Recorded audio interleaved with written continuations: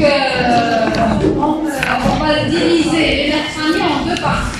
D'accord? La première partie qui va comporter 6 nerfs et la deuxième partie c'est 6 nerfs. D'accord? Aujourd'hui, on va étudier le nerf olfactif, l'optique, les nerfs oculomoteurs qui regroupent le nerf oculomoteur, le pathétique, la puissance et le nerf trijumeau qui est la cinquième.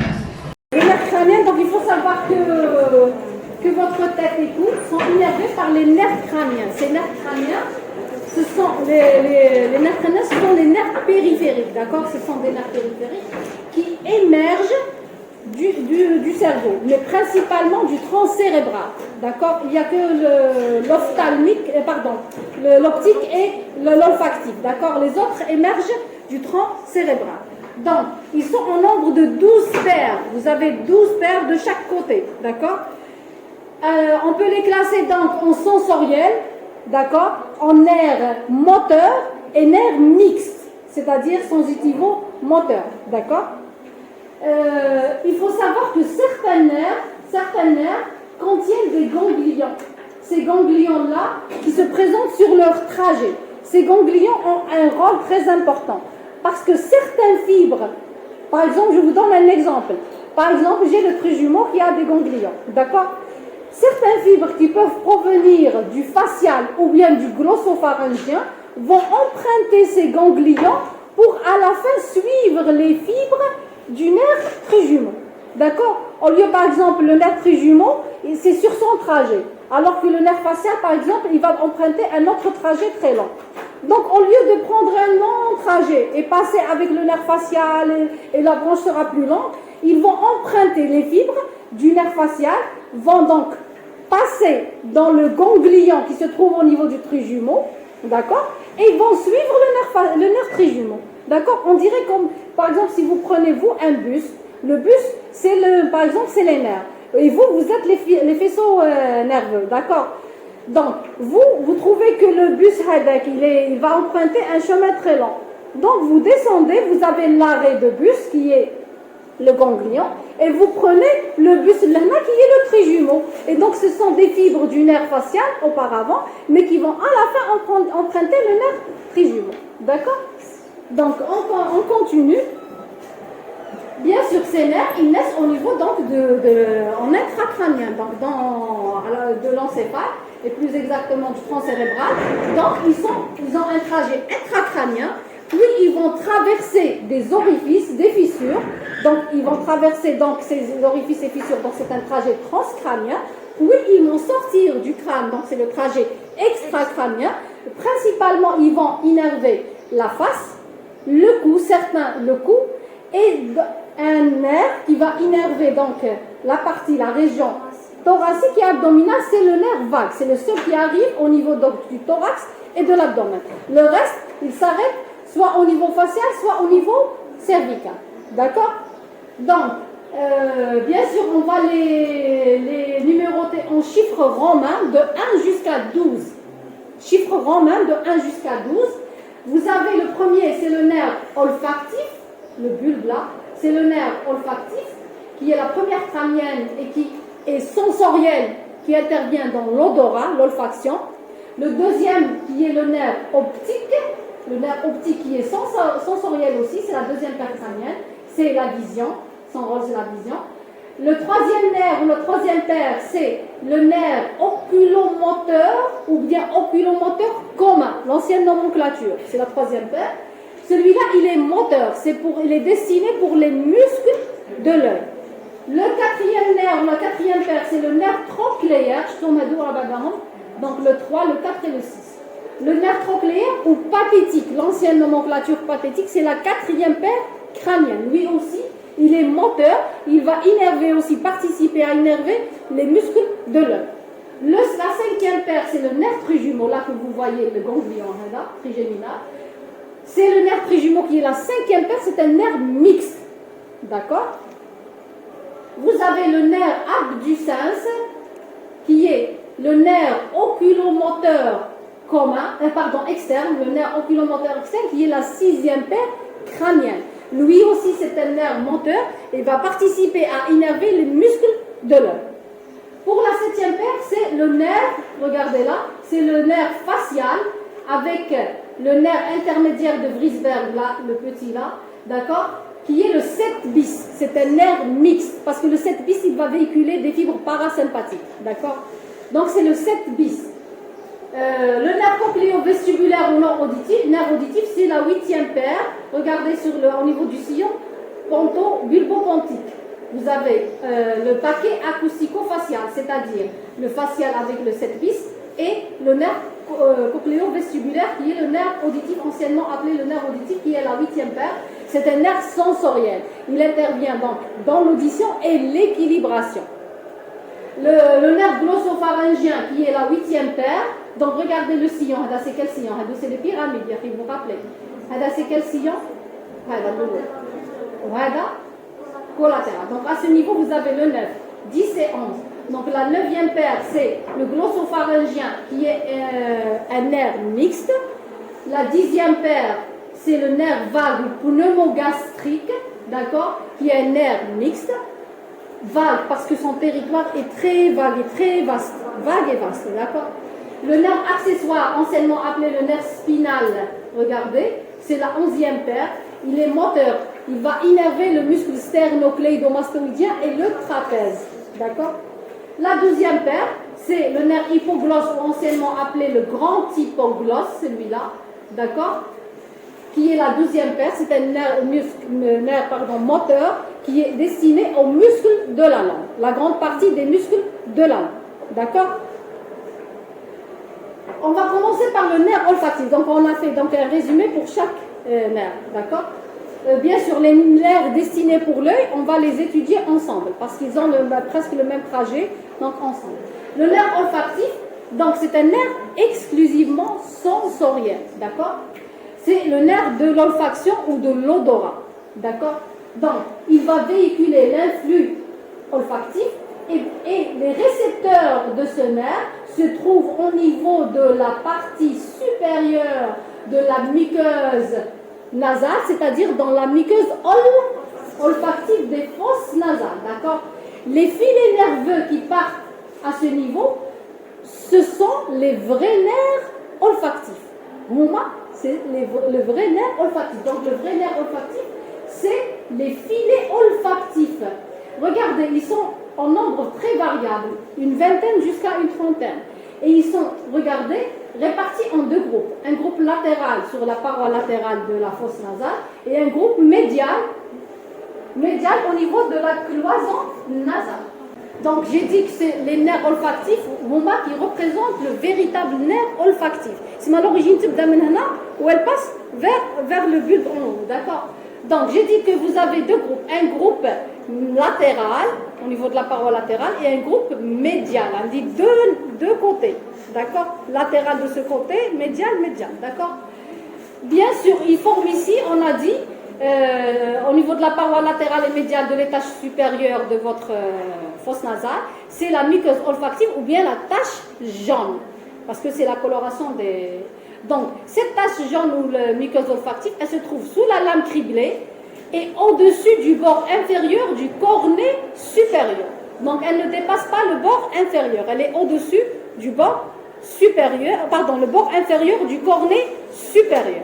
D'accord? Regardez bien, c'est ça le cornet supérieur. Comme trajet, regardez, donc, elle a un trajet extracrânien qui est au niveau de la fosse nasale, intranasale, dont j'ai parlé tout à l'heure.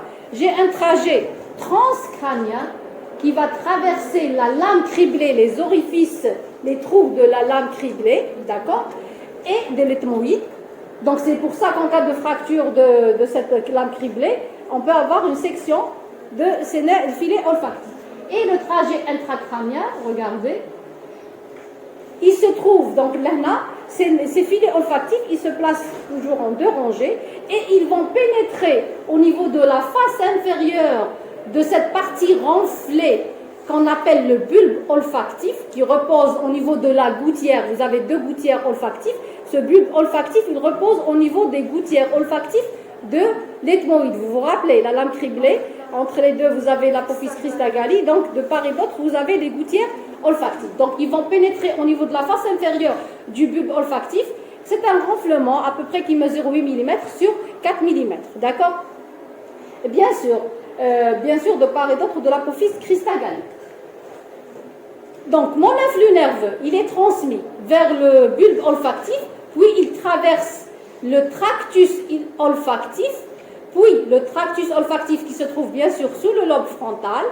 Ce tractus olfactif se continue par ce qu'on appelle les stries olfactifs. On a le strie olfactif latéral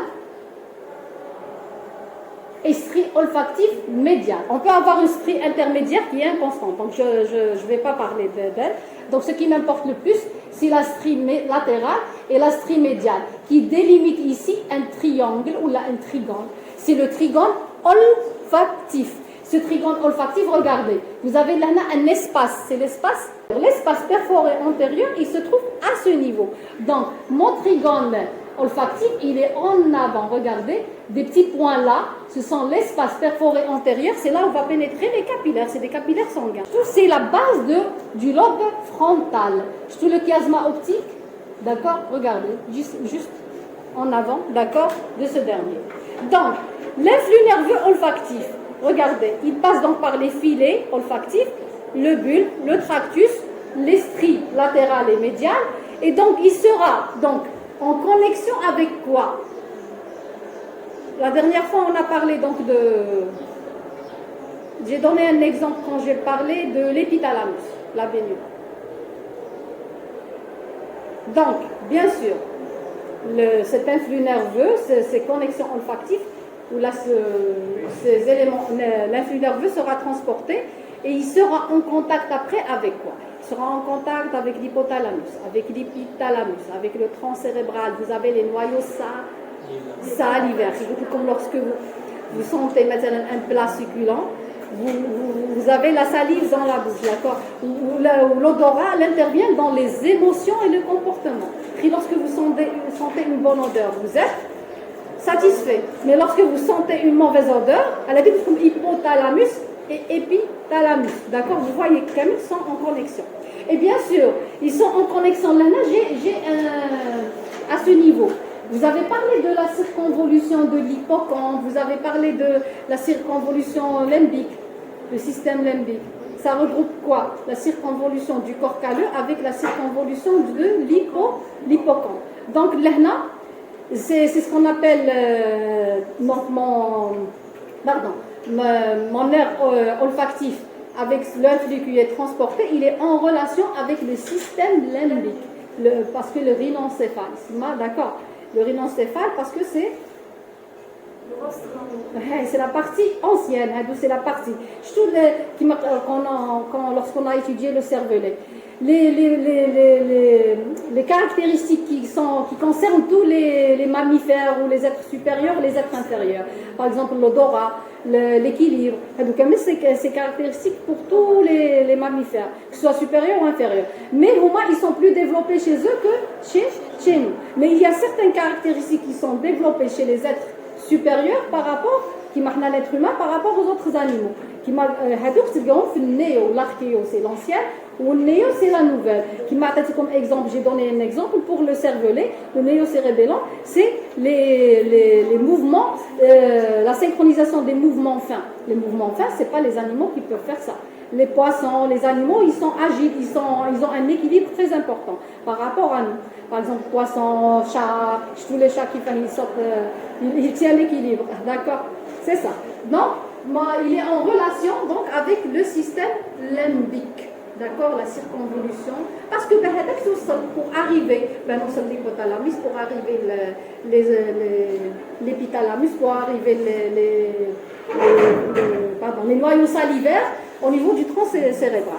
D'accord? C'est bon, c'est clair. Donc, comme exemple, on peut avoir une anosmie. Une anosmie, c'est une perte de l'odorat. D'accord? Une perte de l'odorat suite à une fracture soit de la lame criblée avec section des filets nerveux, comme on peut avoir une tumeur intracérébrale qui touche par exemple, je vous donne un exemple, qui touche les méninges, on appelle le méningiome. Lorsque le volume est important, elle peut comprimer donc à ce niveau donc votre tractus et vos stries latérales et médiales et peut vous donner une anosmie. D'accord? Si les filets ne sont pas sectionnés, s'il y a une contusion, une inflammation, c'est réversible, d'accord? Mais s'il y a une section, Donc là, pour que les filets se rejoignent, yani, c'est aléatoire. D'accord, c'est difficile. Donc le deuxième nerf, pour l'olfaction, c'est bon, le nerf olfactif. C'est bon? C'est clair, pas de question. Donc pour le nerf optique, c'est le nerf sensoriel, d'accord? Le rôle, il est destiné à la vision. D'accord? Donc, l'origine, normalement, l'origine réelle, parce que là, on parle de l'origine apparente, qui m'a pour les nerfs crâniens. Donc, ce que vous étudiez au niveau du sillon, ponto-bulbaire ou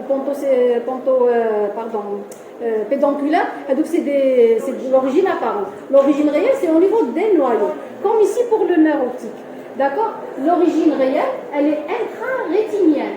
Là, c'est la sclérotique, c'est la choroïde, c'est la rétine. D'accord? Donc, l'origine réelle, elle est intra-rétinienne. Regardez, ça, c'est les cônes et les bâtonnets, les photorécepteurs, les cellules. Donc, vous avez les cônes et bâtonnets. Au niveau de la macula, elle est très riche en cônes, les cônes. Parce que les bâtonnets, c'est pour la vision nuit. Ou l'autre, c'est la vision de couleur, de jour, d'accord? C'est elle qui vous donne les précisions. Donc, là, nous chauffons en réalité avec la macula. Il y a normalement l'œil, d'accord? Normalement, c'est ça. Donc, vous avez ici, donc elles sont connectées, donc ces cellules-là sont connectées en bleu avec les neurones, les premiers neurones. On les appelle les protoneurones bipolaires. Donc, à partir de là, donc, là commence, donc, à ce niveau, l'origine réelle commence. Donc, elles sont connectées avec les cônes et bâtonnets, puis elles sont connectées avec les cellules multipolaires. Le deuxième, d'accord? Donc, multipolaire, où les accents de ces cellules, au moment qui vont vous donner les faisceaux du nerf optique. Donc, ça, c'est l'origine réelle. L'origine, bien sûr, les chevaux apparentes, c'est au niveau de la papille. La partie, le disque, la papille optique ou le disque optique. C'est la tâche qu'on appelle aveugle. C'est la tâche aveugle, d'accord? Donc, ça commence par ici. Il va traverser, donc, la choroïde, en jaune, puis traverse la sclérotique. Au niveau de la sclérotique, vous avez des trous. On l'appelle la lame, comment on l'appelle? Criblée de la sclère. La lame criblée de la sclère. Vous voyez ici, vous arrivez à la voir. Donc les filets vont passer par la lame criblée de la sclérotique. Parce que la sclérotique, c'est une membrane fibreuse, inextensible. Donc on doit avoir des trous pour le passage des faisceaux nerveux. D'accord? Donc, le trajet, regardez, mon nerf, il va, comme j'ai dit tout à l'heure, il a traversé la choroïde et la sclérotique au niveau de la lame criblée de la sclérotique. Donc son trajet intrabulbaire, au niveau du bulbe, yani de l'œil, c'est 0,6 mm. Il est de 0,6 mm. 6, le trajet il est de 0,6. Il va former un cordon de 4 mm de diamètre. Et il va traverser la cavité orbitaire. Regardez, il va traverser la cavité orbitaire, il va traverser le canal optique, puis il pénètre dans la fosse crânienne moyenne, c'est-à-dire l'étage crânien moyen. D'accord? Au niveau donc de la cavité orbitaire, c'est un trajet intra-orbitaire, en moyenne, il fait 3 cm. Donc regardez bien les rapports. Donc il est en rapport avec ici l'ethmoïde, la paroi latérale. Donc imaginez une fracture à ce niveau, déplacée, elle peut comprimer le nerf ou bien sectionner le nerf. Elle peut comprimer ou bien complètement le sectionner. Lorsqu'il est sectionné complètement, c'est la cécité. D'accord? Donc là, on peut avoir un hématome. Un hématome, c'est-à-dire c'est du sang qui peut comprimer le nerf aussi. D'accord? S'il n'est pas évacué à la langue, on aura donc une nécrose, une ischémie. D'accord? Donc le deuxième, il va traverser le canal optique, un trajet intracanalaire. À peu près, il fait 6 mm, d'accord, de long. Et puis, il passe dans l'étage moyen du crâne ou la fosse crânienne moyenne. Il aboutit où? À l'angle antérolatéral du chiasma optique. Ce trajet intracrânien, il est de 10 mm, 1 cm. Donc, au total, en moyenne, on trouve 5 cm de long pour le nerf optique, depuis son origine jusqu'à sa terminaison au niveau du chiasma. Bien sûr, le chiasma optique, il se continue par les bandelettes optiques, au tractus optique, puis il se dirige vers où? Au niveau du diencéphale, au niveau du thalamus. Les corps genouillés ou géniculés là, latéral, de part et d'autre, latéral, comme bandelette, d'accord, optique, c'est le relais optique. D'accord, il se dirige, oui, il se dirige où? Au niveau de l'air visuel. L'air visuel au niveau du cortex visuel occipital. D'accord, c'est au niveau occipital. Donc chaque fonction, elle a sa propre aire, d'accord, qui se trouve au niveau du cortex cérébral. D'accord. Donc, c'est très important, Hadou. Donc, regardez. Donc, selon son trajet, imaginez une fracture à ce niveau, peut le comprimer ou le sectionner. Donc, une tumeur, vous avez ici l'hypophyse. Donc, une tumeur de l'hypophyse peut comprimer le chiasma optique. D'accord? Vous voyez, donc on peut avoir une cécité s'il est comprimé. D'accord? Et regardez, puisque les fibres, regardez, en rouge et en bleu. Regardez, là, les fibres médiales se croisent. Donc, le côté gauche, ou le côté gauche et le côté droit. Donc, imaginez, selon la section du nerf ou la lésion du nerf, vous pouvez avoir donc une atteinte, soit des. Donc, ça dépend. Donc, ça dépend. C'est les 4 canaux. Mais là, c'est la moitié seulement. Ici, la partie nasale et la partie temporale. D'accord, une hémianopsie, par exemple, on dit temporale, ça dépend. Maintenant, si la section se fait là, vous aurez un problème seulement au niveau de la partie nasale de l'œil droit. Donc, je peux aller de la section. Donc, vous sectionnez et vous allez trouver la lésion Windcombe. C'est clair, vous avez compris là. Donc, selon la section, laquelle on a fait le chiasma, c'est les 4 faisceaux. Laquelle, par exemple, en rouge, au niveau de la bandelette. Ça veut dire en rouge, là, la tête, elle va toucher, regardez, hein, elle va toucher le temporal du côté droit, le nasal du côté gauche. Ou là, elle a touché le côté nasal de l'œil droit, mais le côté temporal de l'œil gauche. C'est ce qui fait. Donc les autres, ça pour le schéma là devant vous pour comprendre le problème. Parce que ça a dit comme un malade, mais il chauffe par exemple le côté nasal, ou la haka, ou chauffe l'autre œil, d'accord, pour comprendre où peut se situer la lésion. D'accord, c'est clair? C'est bon? Donc là, on a un processus tumoral, que ce soit intra-orbitaire, ou là intracrânien, ou là un hématome, ou là une fracture déplacée, peut comprimer votre nerf. Puisque le trajet de l'herna, il est dans un endroit très rétréci. D'accord, très petit. C'est bon pour le nerf optique. C'est bon? Pas de question. Normalement, en tout cas, vous avez une petite idée sur le nerf optique. Maintenant, les nerfs oculomoteurs. Quand je dis de nerfs oculomoteurs, ça veut dire que ce sont les 3 nerfs qui vont innerver les muscles de l'œil, qui vont mobiliser l'œil. D'accord? Les muscles qui vont mobiliser l'œil. Donc, j'ai 3 nerfs. Le nerf 3, qui est le nerf oculomoteur, ou anciennement oculomoteur commun. Vous avez le nerf 4, qui est l'ancien nerf pathétique, qui est le nerf trochléaire. Et vous avez le 6e nerf crânien, celui-là, qui est le nerf oculomoteur externe ou abducens. Donc, je commence. Donc, ils sont moteurs exclusivement pour les 7 muscles extrinsèques de l'œil, hein, comme droit supérieur, droit inférieur, droit latéral, droit médial, l'oblique supérieur, grand oblique, l'oblique inférieur et l'élévateur de la paupière supérieure. D'accord? Donc, et bien sûr, j'ai d'autres nerfs internes, intrinsèques dont je vais parler. Donc, le 3, il va innerver tous les muscles de l'orbite, sauf le droit latéral et le grand oblique, l'oblique supérieur. D'accord? Le 4, il va innerver le muscle oblique supérieur. Le 6, il va innerver le muscle latéral. D'accord?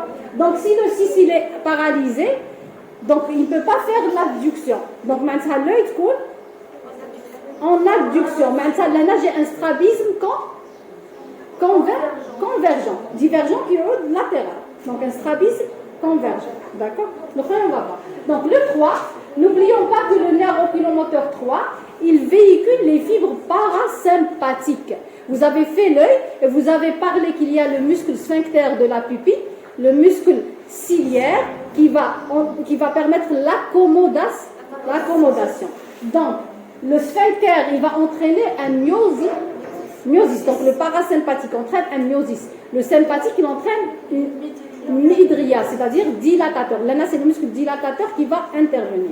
Et le ciliaire, c'est pour l'accommodation. Donc, le parasympathique, c'est le sphincter de la pupille, ça veut dire myosis, et le muscle ciliaire, donc, pour l'accommodation. Les muscles, ce sont des muscles intrinsèques. Le 3, il va les innerver en plus. D'accord? Donc le 3, lorsqu'il est touché, il va toucher plusieurs muscles extrinsèques et intrinsèques. Donc, le 3, l'origine, bien sûr, ça c'est l'origine apparente. Ce n'est pas l'origine réelle. L'origine réelle, c'est les noyaux. L'origine apparente, regardez, j'ai ici là le nerf 3. Regardez bien, le 3 et le 4, ils ont une émergence mésencéphalique. D'accord? Le 3, regardez bien. Regardez, près du sillon, entre le pan et les pédoncules cérébraux, vous avez ici le 3 émerge de chaque côté de la substance interpédonculaire qu'on appelle l'espace perforé Regardez, l'espace perforé antérieur. Tous les stries médiales et latérales, le tractus olfactif. C'est la face inférieure du lobe frontal. C'est le chiasma optique. D'accord? Et vous avez ici, bien sûr, les corps mammillaires, la tige pituitaire, normalement, l'hypophyse. Donc, l'espace perforé antérieur, entre donc en arrière du trigone olfactif, et là, entre les pédoncules, sous les corps mammillaires, en arrière des corps mammillaires, vous avez l'espace perforé postérieur, où là, on l'appelle la substance interpédonculaire, parce qu'elle est entre les pédoncules cérébraux, les pédoncules cérébraux. D'accord? Et bien sûr, le 4, c'est le seul qui émerge de la face postérieure, de l'arrière. Il émerge, regardez, il émerge sous les colliculus inférieurs. D'accord? Il émerge sous les colliculus inférieurs. Il va contourner, regardez, le mésencéphale. D'accord? Et donc se place vers l'avant. Le 6, il naît du sillon bulbopontique. Il est au-dessus de la pyramide de la moelle allongée ou du bulbe rachidien. Il est en dedans de quoi? Du paquet, le paquet acoustico-facial, ou plus exactement le facial. Ce qu'on appelle facial, 7 bis, le 7, 7 bis et le 8. D'accord? C'est bon. Donc, c'est l'origine apparente. Maintenant, son trajet. Il a un trajet intracrânien, un trajet transcrânien et un trajet extracrânien. Au niveau donc de l'origine, bien sûr, ils naissent donc au niveau de l'étage postérieur de la base du crâne, c'est-à-dire la fosse crânienne postérieure, les trois chevaux, l'étage postérieur. On a l'étage moyen. Donc l'étage postérieur, regardez, le trijumeau, le 3, le 4, le 6, d'accord, le 6 d'accord, le 6. Donc, ils émergent au niveau de la fosse crânienne postérieure ou l'étage postérieur. Le 3, regardez, le 3, il est au-dessus du 5, je vous le 3. Le 3, il est au-dessus du 5. Le 5, c'est le seul qui naît au niveau du pan. Mais il n'y a pas d'autre nerf qui naît à ce niveau. Donc, regardez, le 3, il se dirige vers l'apophyse clinoïde postérieure. Regardez, il est au-dessus du trijumeau, d'accord? Et il passe, bien sûr, on verra tout à l'heure, il va passer dans le sinus caverneux, dans l'étage moyen de la base du crâne, dans la fosse crânienne moyenne. Pour le 4, regardez, il a contourné le mésencéphale et il se dirige vers l'angle, tout le toit du sinus caverneux, il se dirige vers l'angle postéro-latéral. Après, il va suivre la paroi latérale du sinus caverneux. D'accord? Pour le 6, il va croiser à ce niveau, l'apex du rocher. Tout le rocher, l'apex c'est proche, c'est l'artère carotide interne. D'accord? Donc, regardez, au niveau de l'apex du rocher, donc là, il faut faire attention. En cas de fracture du temporal ou du rocher, comme par exemple fracture de l'apex, il faut faire attention que ce nerf ne soit pas lésé. Parce que s'il est lésé en cas de fracture, il est pris. Donc s'il est sectionné, donc ça veut dire que le muscle qui va innerver ne va pas faire sa fonction. D'accord? Donc c'est un rapport très important à connaître. Donc ça c'est dans la fosse crânienne postérieure, dans l'étage intracrânien, dans le trajet intracrânien. Donc toujours le trajet intracrânien, le sinus caverneux. C'est-à-dire là, le sinus caverneux, regardez, à l'intérieur vous avez la carotide interne, vous avez ici le toit, ou maintenant la paroi latérale. D'accord? Ces nerfs-là, ils vont passer dans l'étage moyen, c'est-à-dire dans le sinus caverneux, la fosse cérébrale moyenne, le 3. Le 3, regardez. Le 3, il a un trajet descendant. Il descend. Il va remonter avec le nerf ophtalmique. Donc le 3, il a un trajet descendant et les autres un trajet, le 4 et l'ophtalmique de Willis, ils ont un trajet ascendant. Donc regardez le 3. Le 3, il va traverser. Regarde le 3, d'accord? Le 3, il va traverser le toit, comme le toit du sinus caverneux. Donc il va le traverser près de la paroi latérale et il va pénétrer dans la paroi latérale. Donc il se place dans la paroi latérale. Il est au-dessus du, il est au-dessus du 4, le 4. Le 4 qui est le trochléaire ou le pathétique. D'accord? On est toujours sur la paroi latérale. Les deux, sur la paroi latérale. On a un dit ophtalmique, le 5-1 dans la paroi latérale et le maxillaire qui est le 5-2 dans la paroi latérale mais dans la partie toute inférieure. Le 5-2, il est dans la partie inférieure de la paroi latérale du sinus caverneux. C'est le sinus caverneux. Ça, c'est le toit. Ça, c'est la paroi latérale. Donc, mon 3, il est d'abord, donc, il pénètre par le toit et il se place au niveau de la paroi latérale. Et ces fibres sont mélangées, regardez, ces fibres, regardez, ils sont mélangés, intriqués avec le 4 et l'ophtalmique de Willis qui est le 5-1. Je te vois, il n'y a pas de d'accord? Donc, il va se diviser en deux branches, une branche supérieure et une branche inférieure. Pour le 4, il chemine dans la paroi latérale du sinus caverneux. Pour le 6, non. Le 6, il va pénétrer en arrière et pénètre dans la profondeur du sinus caverneux. Il va accompagner la carotide interne. Vous voyez, il est dans le sinus caverneux, à l'intérieur, en rapport avec la carotide interne. Là, on voit le 6. D'accord? Là, c'est le 5-1, l'ophtalmique de Willis. Tout ça, c'est le 5-2, le maxillaire. C'est bon jusqu'ici. Donc, en intracrânien, ils vont traverser l'étage postérieur. Puis, ils passent dans l'étage moyen. L'étage moyen, à ce niveau, ils sont dans le sinus. Les deux premiers sont dans la paroi latérale et le dernier, il est à l'intérieur du sinus. Donc, pour le segment transcrânien, qu'est-ce qu'ils vont traverser? Ils vont traverser quoi? Hadi, c'est quoi? Ça, c'est quoi? Ah, là, c'est quoi? Le canal optique, la cavité.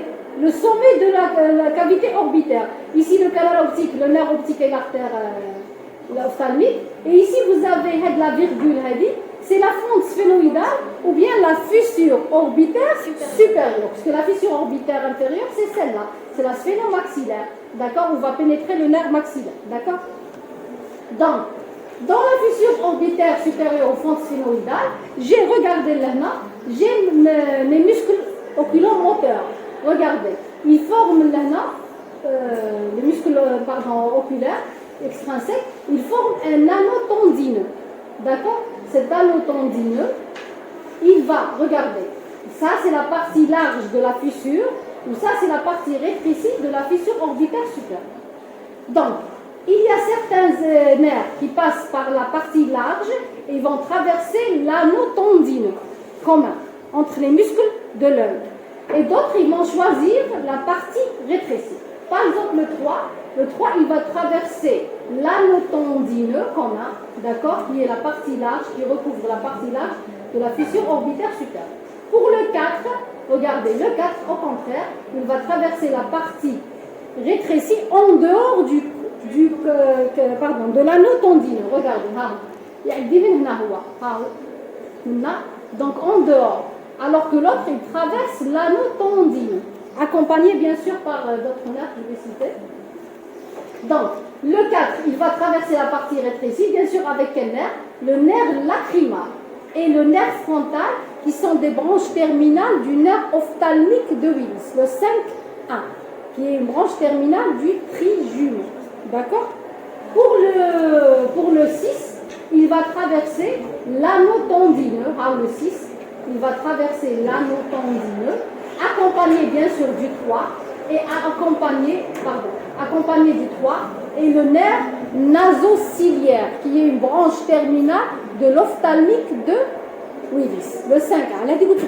Ils cheminent, ils sont intriqués avec les branches du nerf ophtalmique et le 4. D'accord? Donc, le 6, il chemine dans l'anneau tendineux accompagné du 3, du nerf naso-ciliaire. D'accord? C'est bon jusqu'ici. Elle dit c'est la fissure orbitaire supérieure, c'est-à-dire c'est la partie transcrânienne. On passe donc dans le segment extracrânien. Dans le segment extracrânien, ça veut dire dans la partie orbitaire, en intra-orbitaire. Regardez le 3. Le 3, tout à l'heure, j'ai dit qu'il va donner un rameau supérieur et un rameau inférieur. Pour le rameau supérieur, il est destiné, donc là, c'est le droit supérieur, et celui-là, c'est l'élévateur de la paupière supérieure. Donc, il va donner le rameau supérieur, un rameau pour le droit supérieur, et pour l'élévateur de la paupière supérieure. Donc, gardez ça dans le mémoire. Pour le rameau inférieur, regardez, il va donner pour le muscle droit médial, pour le droit inférieur, pour l'oblique inférieur. Vous voyez ce petit ganglion-là, situé sur le droit inférieur.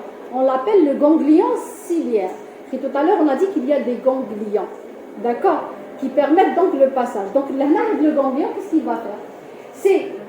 Il permet le passage des fibres parasympathiques qui proviennent du 3, c'est-à-dire la racine oculomotrice, d'accord, et vont cheminer dans le ganglion ciliaire. Et pour passer où? Quels sont les muscles que j'ai cités tout à l'heure qui sont intrinsèques? Le muscle sphincter de la pupille et le muscle ciliaire. Donc là, ils vont se diriger vers le muscle sphincter de la pupille pour le myosis et pour le muscle ciliaire pour l'accommodation. Tu faut de loin. Il faut qu'il y ait une accommodation pour voir de loin. D'accord? Donc, imaginez que vous avez une section du nerf oculomoteur. Quelle lésion vous pouvez avoir? Il est paralysé. Qu'est-ce que vous aurez comme... Donc déjà, la plupart des muscles sont innervés par le 3. Regarde l'oblique supérieur et le latéral. Donc là, on a le droit inférieur, le droit médial, le droit supérieur et l'oblique inférieur. D'accord? Donc déjà, là, on a l'adduction l'élévation, parce que l'oblique inférieur, il va élever, d'accord? Il va élever et entraîner une abduction aussi. Et l'élévation, et aussi, n'oubliez pas, le releveur de la paupière supérieure, vous aurez une chute de la paupière, un ptosis, allez, vous retenez ça. Donc, si vous trouvez un ptosis, ou bien sûr, le sphincter de la pupille, ça veut dire que vous aurez une mydriase. Donc, quand vous examinez un malade traumatisé, vous trouvez donc que vous voyez un ptosis. Bien sûr, il faut examiner le malade avant que le dème ne s'installe, parce que ça a le dème comme un faux ptosis. Si le dème, il y a une petite chute. Mais lorsqu'il est sectionné, vous avez une chute de la paupière qui est le ptosis. Vous avez donc une mydriase au lieu d'avoir un myosis, pardon. Et vous aurez donc, bien sûr, l'élévation, mais vous ne pouvez pas élever. L'adduction, vous ne pouvez pas faire l'adduction puisque le droit médial, donc du coup, un strabisme divergent, convergent ou divergent. D'accord? Quitte de anatomiquement, vous pouvez déduire, vous pouvez conclure et comprendre les pathologies, les complications. D'accord? Maintenant, le 4. Le 4, il va innerver quoi? Pardon, le 4. Le 4, il va innerver, le 4 est la loi. Alors en arrière des droits supérieurs releveurs, il y aura l'oblique supérieur. Regardez l'oblique supérieur avec sa trachlée. L'oblique supérieur, qu'est-ce qu'il fait? Il abaisse et entraîne une abduction aussi. Il abaisse. Donc, tout le monde, lorsque vous lisez, est-ce que vous élevez les yeux ou là vous abaissez les yeux? On abaisse. Donc, c'est pour ça, s'il est paralysé là, donc je ne peux pas faire une abduction, un abaissement correct.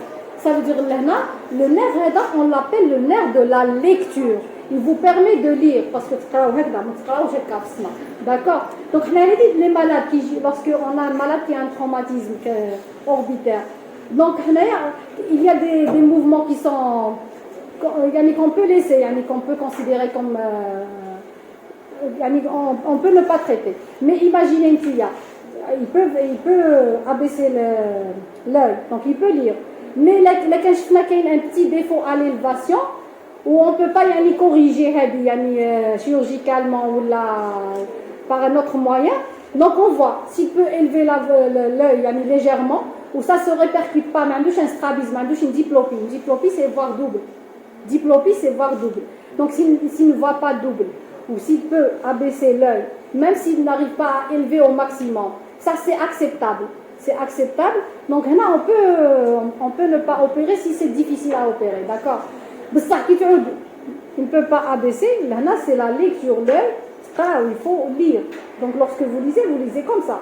Donc elle a dit, ça ne me dérange pas s'il ne peut pas élever à fond, vers le haut. Ça, il y a une élévation, mais l'élévation, elle est limitée. Mais on peut l'accepter par rapport à l'œil qui ne s'abaisse pas, il ne peut pas lire. D'accord. Donc, pour le 4 qui est le trochléaire, c'est le nerf de la lecture. Lequel le nerf est sectionné, donc là, c'est difficile de lire. Donc, j'imagine, d'accord.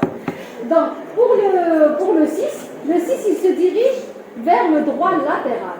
Donc, s'il y a une atteinte du droit latéral, donc on a dit, donc c'est impossible de faire une abduction. Et donc, là, vous aurez un strabisme convergent. D'accord. C'est ça. Donc, imaginez que vous avez une fracture au niveau du sommet. Cette fracture, elle va toucher en même temps le nerf optique et les autres nerfs. C'est l'apex. Le sommet, c'est l'apex. Donc, une fracture, un traumatisme de l'apex, il peut toucher le nerf optique et les 3 nerfs. Donc, là, vous pouvez avoir une cécité si le nerf optique est sectionné. Vous pouvez avoir aussi une paralysie avec ptosis, avec, d'accord, tout ça, mydriase et tout ça. D'accord. Parce que tous les nerfs sont touchés. D'accord. Donc, il faut savoir donc, que le nerf 50, les trois nerfs, ils traversent donc la cavité orbitaire et ils traversent le sinus caverneux. Donc, un problème au niveau du sinus caverneux, traumatisme ou la tumeur, ou une tumeur au niveau de l'orbite, ou un traumatisme de l'orbite, peut léser ces nerfs. Donc, ces 3 nerfs, ils peuvent léser. On peut avoir qui m'a l'apex du rocher, c'est le 6 qui peut être lésé. Mais quand ils connaissent le sinus caverneux, sinus caverneux, ils sont touchés quand même, parce que là, il est en profondeur, ou les 2 autres sont au niveau de la paroi latérale. D'accord. Pour là, ils vont passer dans la cavité orbitaire. C'est clair. Donc, à demain, les nerfs oculomoteurs, on les étudie ensemble. C'est le 3, le 4 et le 6. C'est clair. Donc, je vous donne en même temps des intérêts cliniques parce que si vous comprenez l'anatomie, vous-même, Yani, vous allez déduire les possibles complications qui peuvent survenir. D'accord. Que ce soit pour l'appareil de l'audition et de l'équilibration ou là pour les scénars. Donc, je trouve les trajets, les régions où la partie elle est très limitée. Où les éléments sont serrés. C'est-à-dire que les régions elles font peur. Parce que s'il y a un trauma ou une tumeur, la compression elle sera plus facile. D'accord. L'hématome, la cavité orbitaire, important, il peut comprimer le nerf ou les différents nerfs. Donc maintenant le trijumeau. Le trijumeau c'est la 5e paire. D'accord. Puisque le 6e, on l'a étudié avec les nerfs oculomoteurs. Donc le trijumeau, 5e paire. Trijumeau, ça veut dire qu'il a 3 nerfs, d'accord. Ça veut dire qu'il va donner 3. Donc c'est un nerf mixte, il est sensitivo-moteur. Regardez, c'est un nerf volumineux, d'accord. Et il est volumineux. Il présente 2 racines, regardez. Il a une racine sensitive, celle-là, qui est la plus volumineuse. Et une racine motrice qui est en avant et au-dessus, qui est la racine motrice, qui va vous donner le nerf mandibulaire, c'est une partie du nerf mandibulaire, c'est-à-dire pour les muscles masticateurs, le nerf masticateur. Bien sûr, sur son trajet, on a, sur le trajet de la racine sensitive, vous avez le ganglion trigéminal ou le ganglion de Gasser. Donc là, je suis ici sur le rocher. Là, c'est la fossette trigéminale. Ou là, on a les taches postérieures. D'accord. Donc regardez, les taches postérieures, il a un trajet très court. D'accord. Donc, l'origine, regardez bien, le trijumeau, donc la racine sensitive et la racine motrice qui est très grave. Donc, il émerge. Pardon. Il y en a des c'est sûr. C'est pour là que j'avais la présente. D'accord. Donc, vous arrivez à voir. Donc, vous avez donc ce nerf, c'est le seul nerf qui émerge de la face latérale du pont. C'est le seul nerf qui émerge du pont, d'accord? Il émerge de la face latérale, de la fossette trigéminale, d'accord? Bien sûr, ce nerf-là, regardez, le nerf trijumeau, je parle du nerf trijumeau, pas des branches terminales. Le nerf trijumeau, il a un trajet intracrânien, d'accord? Regardez le nerf trijumeau. J'ai dit qu'il a un court trajet au niveau de la fosse crânienne postérieure, c'est-à-dire l'étage postérieur du crâne, d'accord? Puis il passe dans l'étage moyen, c'est-à-dire la fosse crânienne moyenne. Regardez, là au niveau du rocher, la face supérieure, vous avez l'empreinte trigéminale ou l'empreinte du ganglion de Gasser, d'accord? La face supérieure du rocher. Donc regardez, il se perd dans le ganglion trigéminal, d'accord, à ce niveau. Et il va se détacher 3 branches. Vous avez 3 branches qui vont se détacher. Vous avez le nerf ophtalmique, le 5-1, le nerf ophtalmique, le 5-1, le nerf maxillaire, le 5-2, et le nerf mandibulaire, qui est le 5-3. D'accord? Donc regardez déjà le trajet. L'ophtalmique, regardez, il passe au niveau de la paroi latérale du sinus caverneux, avant de pénétrer donc, par ses branches terminales. Donc il va pénétrer la fissure orbitaire supérieure et il pénètre dans la cavité orbitaire. D'accord?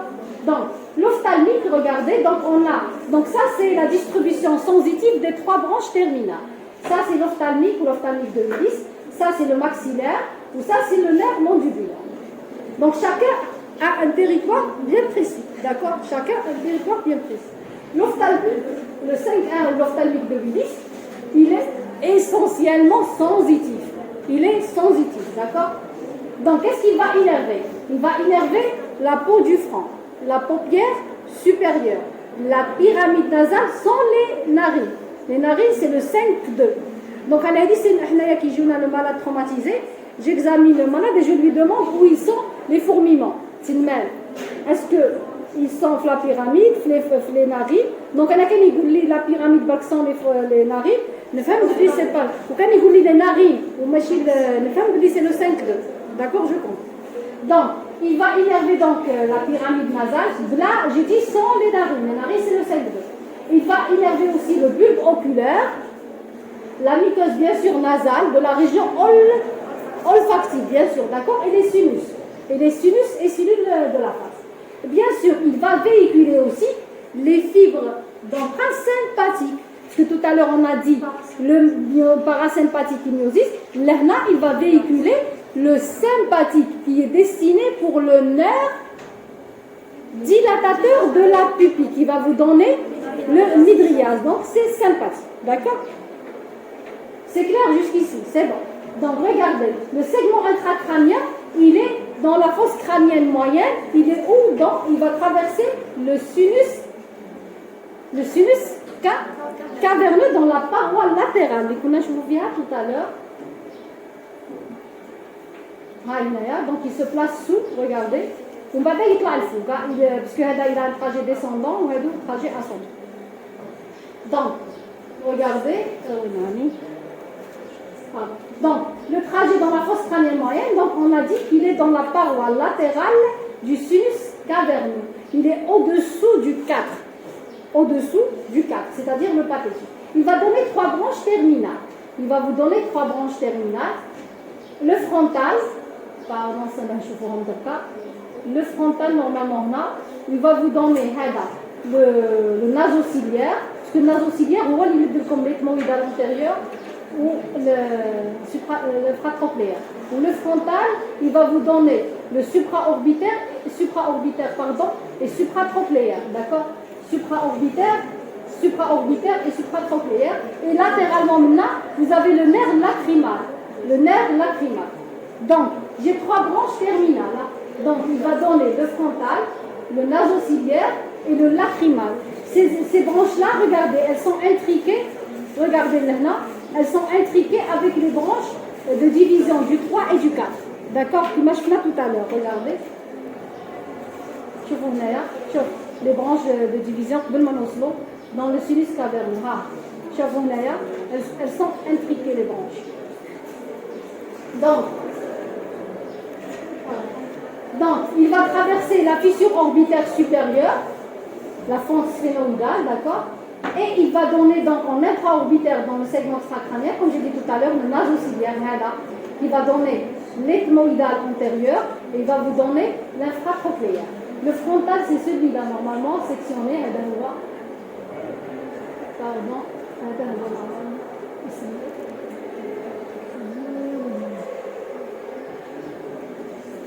On l'a sectionné de l'autre plus bas. On l'a sectionné ici, d'accord?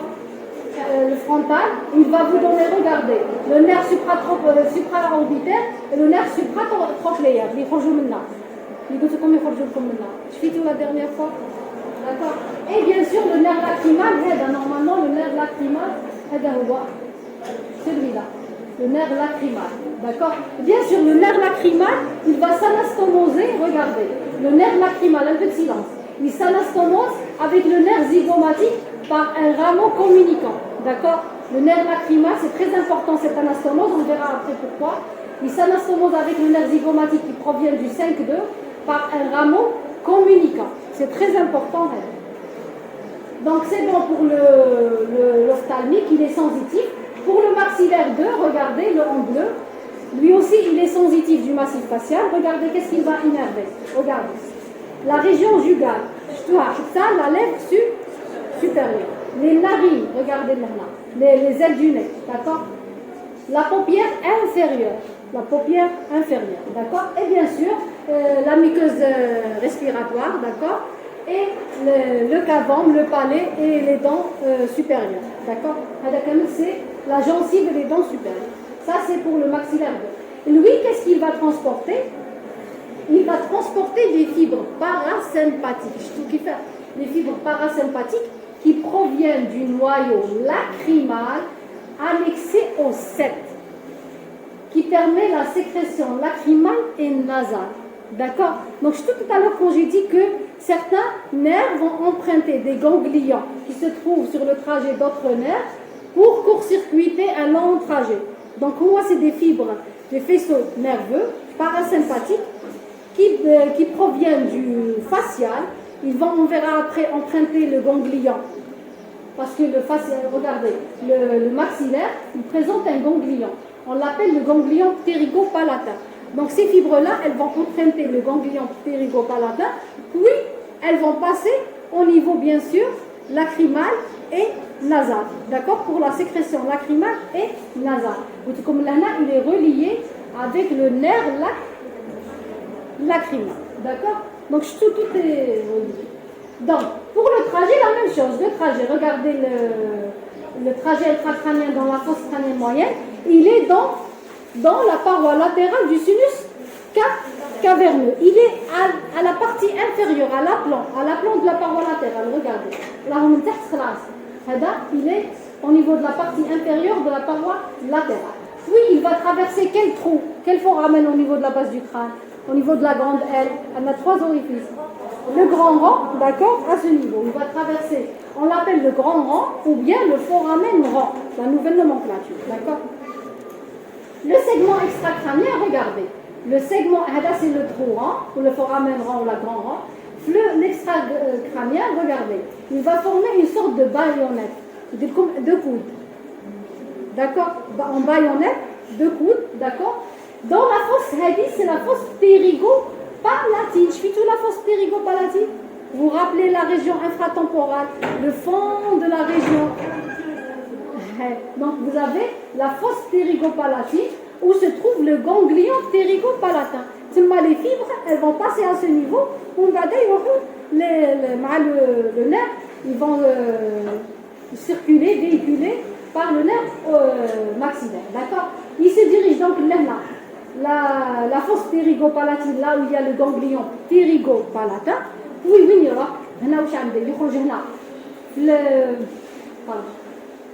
il va sortir par là. D'accord? Il va sortir là. La fissure orbitaire inférieure. D'accord? Il va sortir par là. Il va vous donner le nerf Hada. C'est le nerf infraorbitaire. Vous allez voir. Donc, ils sortent, donc regardez, par la fissure orbitaire inférieure, ils cheminent dans le canal, c'est le canal, la gouttière, pardon, c'est la gouttière infraorbitaire, puis ils cheminent dans le canal. Au début, c'est une gouttière, puis c'est un canal, puis il va sortir par l'orifice ou le trou infraorbitaire, d'accord, en bouquet. Il va vous donner des branches terminales en bouquet. Donc, regardez, le rapport très important, regardez. Il est dans un canal, ici, dans la paroi supérieure de le plancher de l'orbite. D'accord? Exactement au niveau du maxillaire. D'accord? C'est une couche fine d'os. C'est une lamelle osseuse qui le sépare de quoi? Là, on dit le sinus maxillaire. Donc, en cas de traumatisme du plancher de l'orbite, il peut être lésé. Ou là, en cas de pathologie sinusienne, que ce soit infectieuse ou tumorale, il peut être touché ou comprimé. Regardez. Là, on fait une lamelle osseuse. Donc, en cas de fracture, parce que c'est une lamelle, donc facilement, l'os peut être fracturé. Ou puisqu'il est proche, il peut être soit contu, il y a une inflammatoire, ou comme il peut être lésé et sectionné complètement. Au début, on peut avoir une inflammation. Si ça dure plus de 18 mois, ou le malade ne recouvre pas la sensation normale, puisqu'il y a des fourmillements. On a des traitements, vitamine B, B6 et tout ça, et on le suit. Si ça ne récupère pas, c'est possible que le nerf est sectionné. D'accord? Donc, c'est très important ces rapports-là, d'accord? Pour comprendre les pathologies à ce niveau. D'accord? C'est clair?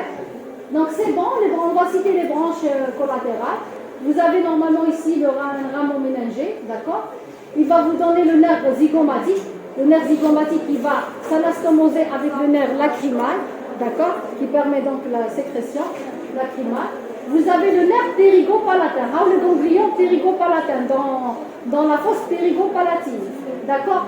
Donc là, vous avez donc des rameaux multiples, pharyngien, naso, palatin, grand palatin, petit palatin. Donc c'est beaucoup de rameaux, je n'ai pas voulu trop détailler, parce que c'est un résumé, d'accord? Et bien sûr, il va vous donner, regardez, Hadou c'est quoi? Hadou c'est les nerfs alvéolaires supérieurs, supéro-antérieurs, ou Hadou les nerfs alvéolaires supéro-postérieurs. Donc les dents Hadou Kamel, c'est le nerf maxillaire. Le maxillaire, maintenant il nous reste le mandibulaire. Où est la racine motrice? La racine grêle. Donc les deux autres sont donc la racine motrice, elle est dans le nerf mandibulaire, le 5-3. Le 5-3, c'est une branche mixte, sensitivo-motrice.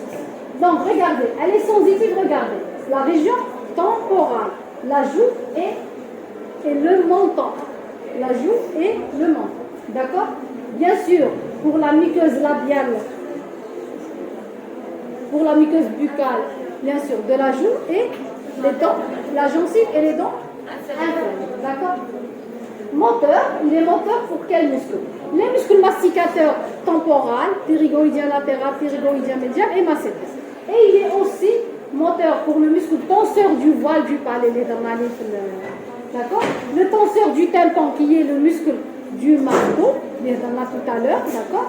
Et le muscle mylo-hyoïdien et le ventre antérieur du digastrique. Le ventre antérieur, pas le ventre postérieur, d'accord? Le ventre antérieur. Lui aussi, le nerf mandibulaire, lui aussi, il va transporter quoi? Des fibres parasympathiques. Donc les glandes, c'est des fibres parasympathiques, qui permettent la sécrétion des glandes salivaires, les glandes lacrymales, tout ça, d'accord? Donc c'est des fibres parasympathiques qui viennent des noyaux salivaires qui sont annexés soit au glossopharyngien, la 9e paire, soit au 7 bis. Comme le 7 bis, il transporte des fibres parasympathiques. Donc le glossopharyngien, ces fibres vont aller vers la parotide. Et le 7 bis, ces fibres vont aller vers la submandibulaire et la glande sublinguale. D'accord? Donc les fibres parasympathiques, souvent vous les voyez véhiculées par le nerf mandibulaire, le trijumeau. Alors à l'origine, elles ne sont pas d'origine trijuminale. Elles sont d'origine soit glossopharyngienne pour la parotide, soit 7 bis pour la submandibulaire et la sublinguale. D'accord? Donc le trajet, la même chose. Elle a un trajet, le nerf mandibulaire. sa racine, regardez, le ganglion, d'accord? Ça, c'est la racine motrice, c'est ça. Donc, le nerf mandibulaire, vous le voyez, le nerf mandibulaire. Il se détache, donc regardez, du ganglion trigéminal. Il va traverser quel orifice là? Le foramen ovale, d'accord? Le foramen ovale. Et puis, il se place où? Il se place où en extracrânien? Dans la fosse infratemporale. Je touche la branche montante de la mandibule. Je la sectionne, je vois mon nerf mandibulaire. D'accord? Bien sûr, au nerf mandibulaire est annexé le ganglion otique. Le ganglion otique. D'accord? Donc, le ganglion otique, voilà qui permet le passage des fibres parasympathiques, d'accord? Qui proviennent du glossopharyngien pour aller vers la parotide. D'accord? Pour la submandibulaire et sublinguale, on verra le nerf lingual après, le chimère. Donc, regardez. Donc, elle est dans la fosse infratemporale. Bien sûr, là, qu'est-ce que j'ai? J'ai ici le muscle ptérygoïdien, là.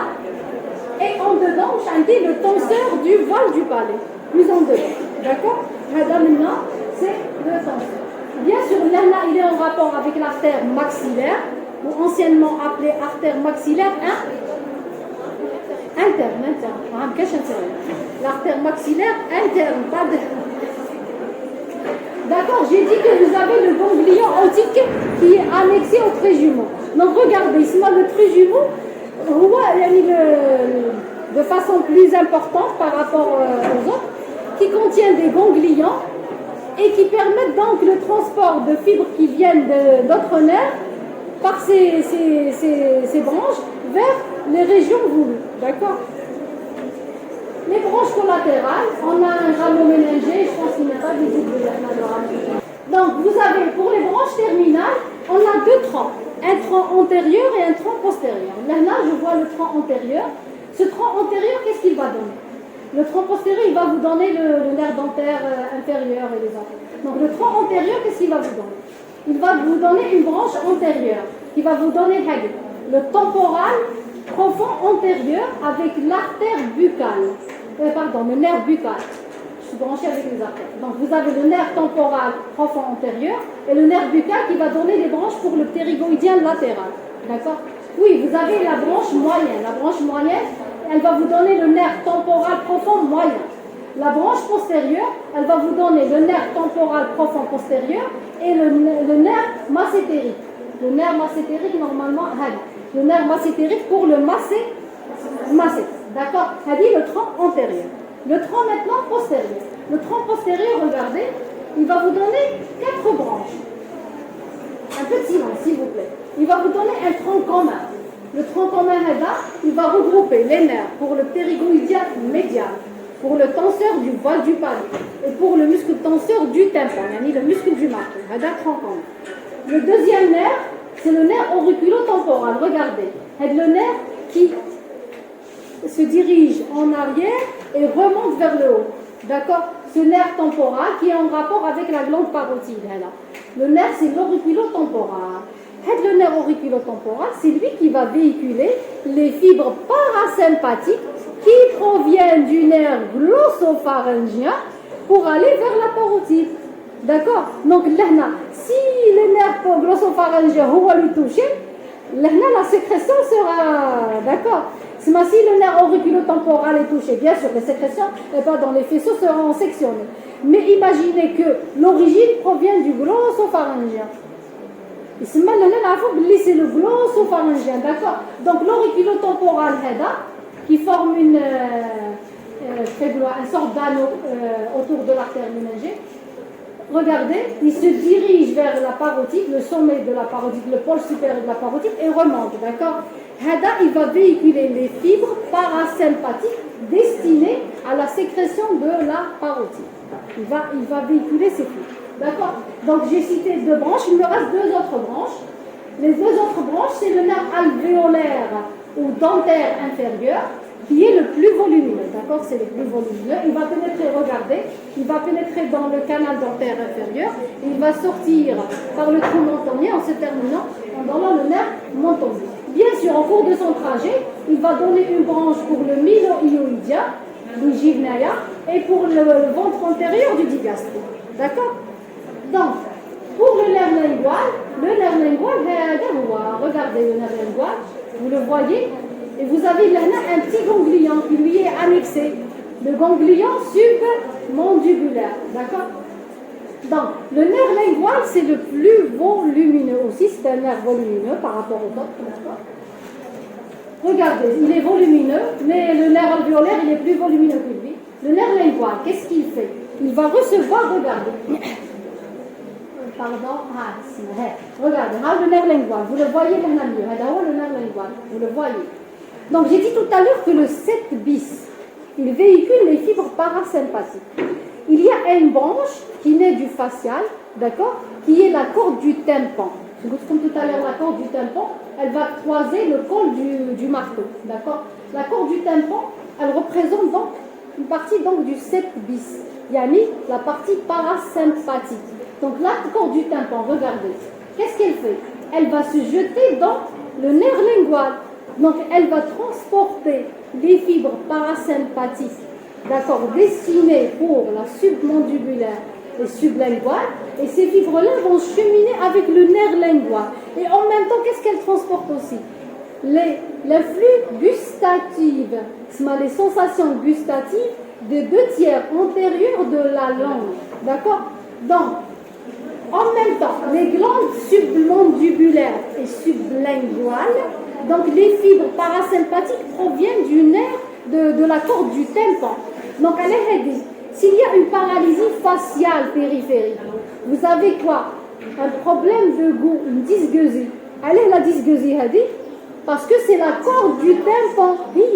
Ou même une dysgeusie, en même temps, une diminution de la sécrétion salivaire. Il en a parlé de glandes. Parce que la corde du tympan, elle fait partie du nerf facial, d'accord? Donc, elle le fait, elle va se jeter, elle se jette dans le nerf, regardez bien, elle se jette dans le nerf, où le nerf lingual continue son trajet et se dirige vers la langue et se dirige vers les glandes submandibulaires et sublinguales, d'accord? Donc, les sécrétions parasympathiques et en même temps, les sensations gustatives des 2 tiers antérieurs de la langue. Bien sûr, là, j'ai dit tout à l'heure, pour les sensations générales, il y a la douleur, la température, c'est le nerf lingual, les 2 tiers antérieurs. Mais la gustation, c'est la corde du tympan.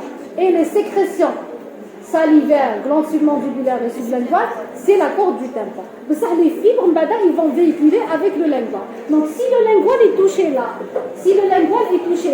maintenant, les fibres parasympathiques et les fibres gustatives et les fibres sensitives pour les 2 tiers antérieurs seront touchées de façon générale. Mais si la corde du tympan est touchée ou le nerf facial de façon générale, les sensations générales sensitives ne seront pas touchées.